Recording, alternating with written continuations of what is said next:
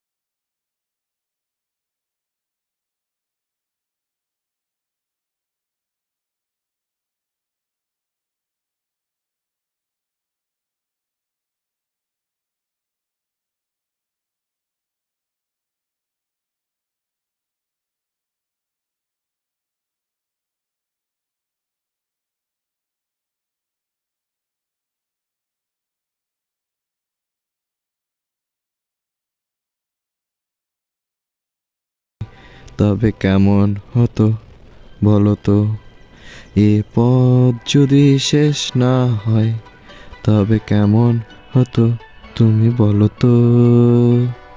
তখন বিএফের বুক ফেটে কান্না আসে, আর বলতে ইচ্ছে করে, এ পথ যদি শেষ না হয়, তবে ভালোই হতো। তবে তেলের টাকাটা যদি তোমার বাবা দিত, তোমার বাবা দিত যদি তেলের টাকাটা, তবে এই পথ কখনোই শেষ হতো না।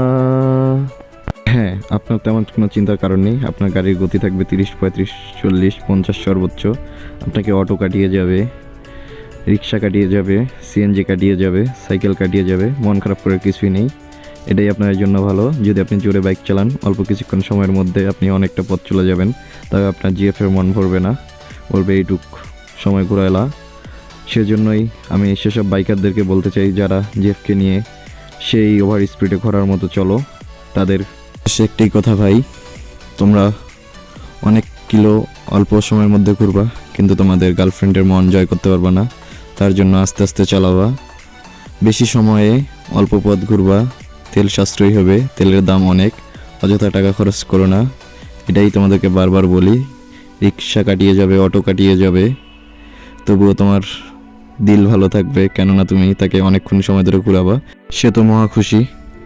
কিন্তু তুমি বেশিক্ষণ সময় অল্প রাস্তা ঘুরালা, তার জন্য তোমারও অনেকটা বেনিফিট, সেটা তুমি মাথায় রাখবা। আর হ্যাঁ, যারা জোরে বাইক চালায়, সে কাপল তার জিএফ তার বিএফকে বলবে, তুমি মাত্র এইটুকু সময় আমাকে ঘুরালা, কিন্তু ভাই আসলে তুমি অনেকটা রাস্তা ঘুরিয়েছো, কিন্তু তুমি তার মন জয় করতে পারো নি। অ্যাকচুয়ালি ভিডিওটি আপনাদেরকে মজা দেওয়ার জন্য বানানো হয়েছে, আর আপনারা সিরিয়াসলি নেবেন না। আর যারা আমার চ্যানেলটি সাবস্ক্রাইব করেনি, অবশ্যই সাবস্ক্রাইব করবেন। আর ভিডিওটি ভালো লাগলে অবশ্যই লাইক কমেন্ট করবেন, আর কচি করে বেল আইকনটি অন করে দিবেন। ধন্যবাদ সকলকে।